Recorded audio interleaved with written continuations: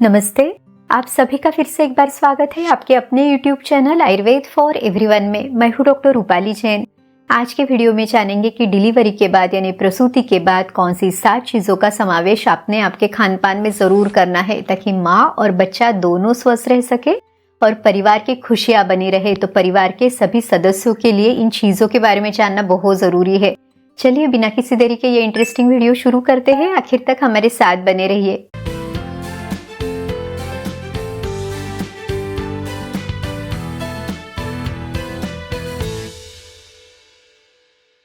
आयुर्वेद में दिनचर्या का यानी डेली रूटीन का बहुत ज्यादा महत्व है। उसमें भी कुछ विशिष्ट अवस्थाओं में अलग दिनचर्या खान पान में बदलाव करना जरूरी है, जैसे कि रजस्वला परिचर्या यानी महिलाओं में मासिक धर्म का समय, गर्भिणी परिचर्या यानी प्रेगनेंसी की फेज और सूतिका परिचर्या यानी प्रसूति के बाद की अवस्था यानी पोस्ट नेटल या पोस्ट पार्टम फेज। तो इसमें ये चेंजेस जरूरी रहते हैं। अब आयुर्वेद में सूतिका किसे कहा जाता है, तो प्रसूति के बाद जब अपरापतन हो यानी प्लेसेंटा निकल जाए उसके बाद उस स्त्री को सूतिका कहा जाता है। सूतिका काल कितने दिन का है, तो आयुर्वेद के अलग अलग ग्रंथों में अलग अलग आचार्यों ने इस काल को 45 दिन से लेके तो अगले 6 महीने तक का बताया हुआ है। हर स्त्री के जीवन में ये खास अवस्था है क्योंकि इसका अच्छा बुरा असर आपकी पूरी जिंदगी भर रहने वाला है। आयुर्वेद के अनुसार प्रसूति के बाद सही खान पान रखना जरूरी क्यों है, तो क्योंकि प्रसूति के बाद शरीर में वात दोष बढ़ता है, वायु प्रकुपित होता है, तो उस वायु का शमन हो सके, जो जठराग्नि मंद हुआ है यानी पाचन क्रिया मंद हुई है वो अच्छी रह सके। तीसरा है गर्भाशय शोधन हो सके यानी गर्भाशय में जो स्राव जमा है वो शरीर से बाहर निकल जाए, और स्तन्य शोधन हो यानी उस माता का दूध क्वालिटी और क्वांटिटी इन दोनों तरह से अच्छा बन सके। इसीलिए सही खान पान रखना जरूरी है। तो चलिए जानते हैं कि आपके खान पान में कौन सी 7 चीजों का समावेश आपने जरूर करना है।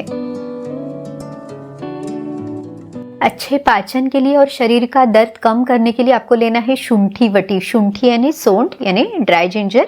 तो सोंठ का पाउडर आप बना के रखें। अब आपने घी लेना है और घी में गुड़ के छोटे छोटे टुकड़े बना के इसे धीमी आंच पे गरम करना है। तो जब तक गुड़ पूरी तरह से पिघल ना जाए तब तक आपने इसे गरम करना है। चाशनी बनाने की जरूरत नहीं है।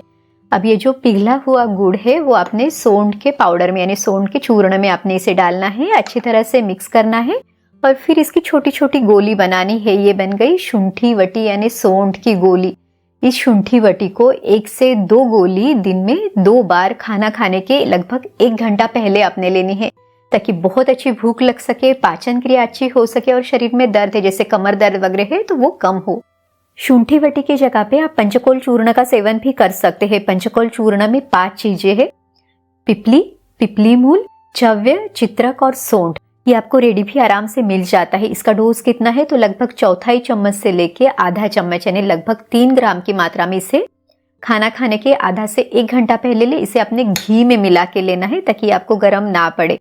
तो इस तरह से शुंठी वटी या पंचकोल चूर्ण का सेवन आपने जरूर करना है। प्रसूति के बाद शुरुआत की अवस्था में चावल का मांड आपने जरूर लेना चाहिए क्योंकि ये पचने में हल्का है, जठराग्नि को प्रज्वलित करेगा।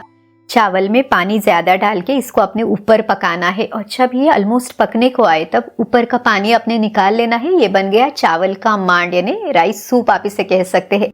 और फिर इसमें आपने 2-3 चुटकी सोंठ का पाउडर मिलाना है, 2 चुटकी पिपली का आप चूर्ण इसमें डालें, स्वाद के अनुसार सेंधा नमक डालना है और 1 चम्मच घी आप इसमें मिलाएं और इस चावल के मांड का आपने सेवन करना है। इसे आप अपने ब्रेकफास्ट में वगैरह भी ले सकते हैं। जब भूख थोड़ी थोड़ी खुलने लगे तब आप सॉफ्ट राइस यानी पतला सा चावल ले सकते हैं। उसमें भी सोंठ का पाउडर, पिपली पाउडर, सेंधा नमक और घी मिला के आपने लेना है ताकि आपकी पाचन क्रिया बहुत अच्छी रह सके। शतावरी महिलाओं के लिए एक बहुत ही बढ़िया ऐसी औषधि है, खास करके गर्भावस्था में और प्रसूति के बाद। शतावरी के अलावा और भी बहुत सारी ऐसी आयुर्वेदिक औषधि वनस्पतियां हैं जो इस अवस्था में लाभदायक है, पर इन सबको अलग अलग लेना थोड़ा सा मुश्किल है। तो आप एक बहुत ही बढ़िया ऐसा कॉम्बिनेशन ले सकते हैं। यह है उज्ज्वला आयुर्वेदाश्रम का ममिकॉन सिरप और ममिकॉन कैप्सूल। चलिए जानते हैं कि इन दोनों की खास बात क्या है। इनमें प्योर और नेचुरल इंग्रेडिएंट्स है।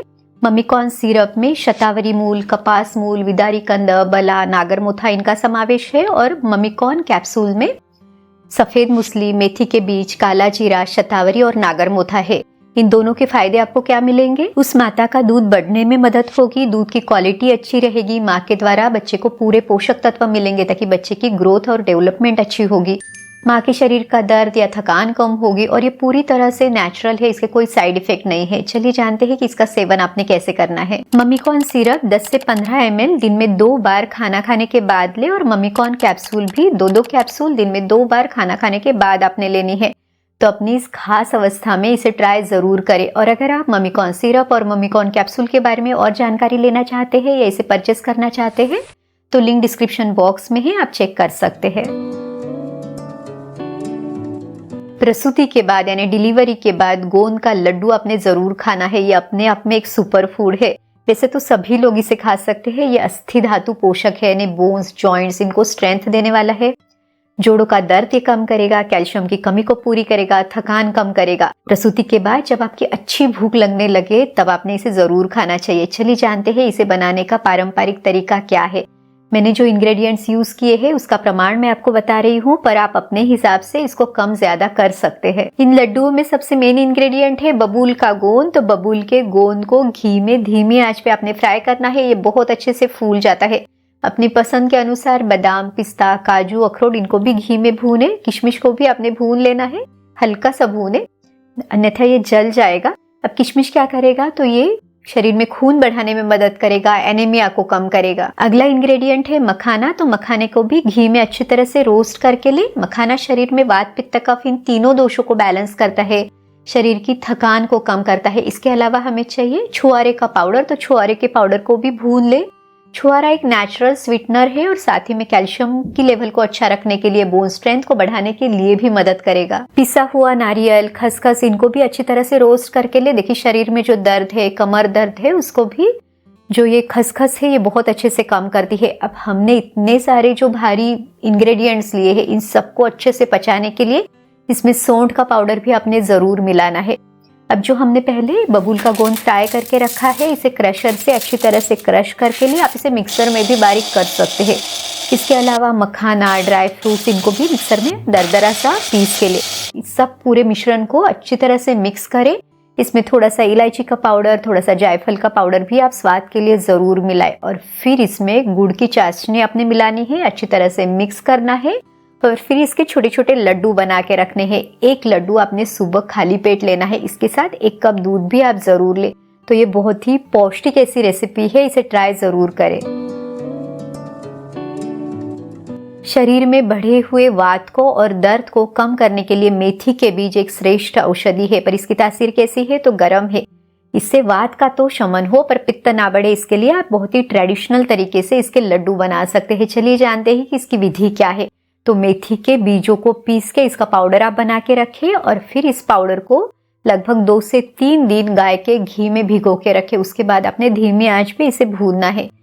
गेहूं का आटा ले, उसे भी घी में धीमी आंच पे भून ले। तो मेथी का पाउडर और गेहूं का आटा, इन दोनों को साथ में मिक्स करें। इसमें अगर आप चाहते हैं तो थोड़ा सा पसंद के अनुसार ड्राई फ्रूट्स का पाउडर डालें। फिर गुड़ की चाशनी आपने इसमें मिलाना है और छोटे छोटे से लड्डू आपने बना के इसको सुबह खाली पेट लेना है। हमने पहले जो ड्राई फ्रूट्स के लड्डू देखे वो और मेथी के लड्डू आप रोटेशन में ले सकते हैं। जैसे 15 दिन मेथी के लड्डू लिए, उसके बाद ड्राई फ्रूट्स के लड्डू, इस तरह से भी आप ले सकते हैं। तो ये भी बहुत ही पौष्टिक है और वात शमन के लिए श्रेष्ठ है। सुतिका अवस्था में आपके लिए बहुत ही पौष्टिक, बहुत ही पावरफुल ऐसे सीड्स है हलीम के बीज। हलीम के सीड्स को इंग्लिश में गार्डन क्रेस सीड्स या कॉमन क्रेस सीड्स कहा जाता है।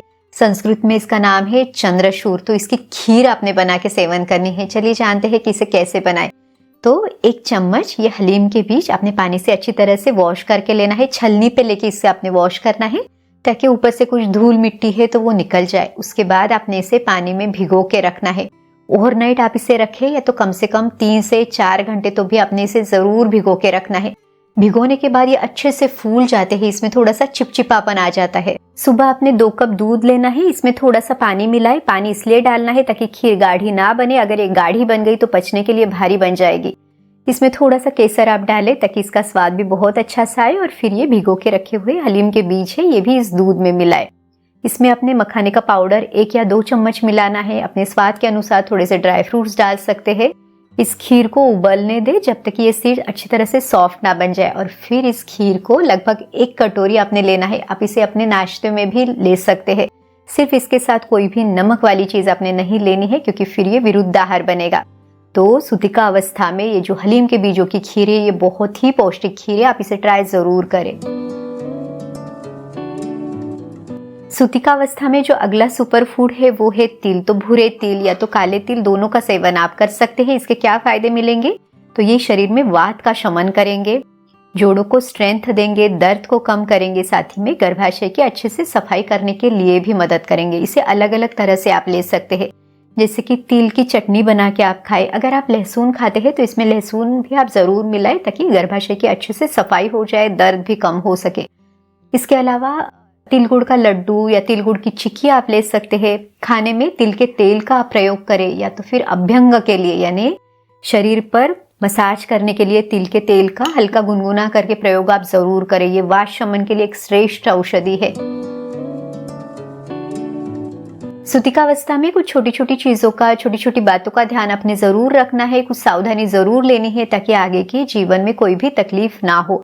सबसे पहला है कि खुद का ठंड से अपने बचाव करना है, तो कानों को ढक के रखे, तो स्कार्फ आप बांधे या फिर कपास आप कानों में रखे, ताकि आप हवा से बच पाए। ठंडी हवा में जाना, पंखे के नीचे, एसी में सोना है, बहुत ज्यादा ट्रैवल करना, इनसे खुद का बचाव करें।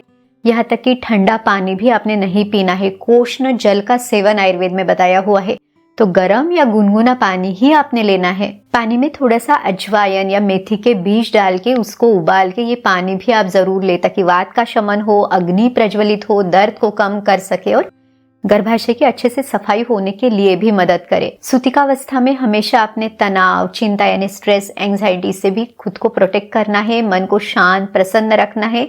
अगर आपका मन शांत होगा तो इससे आपके लैक्टेशन पे भी बहुत अच्छा असर आएगा।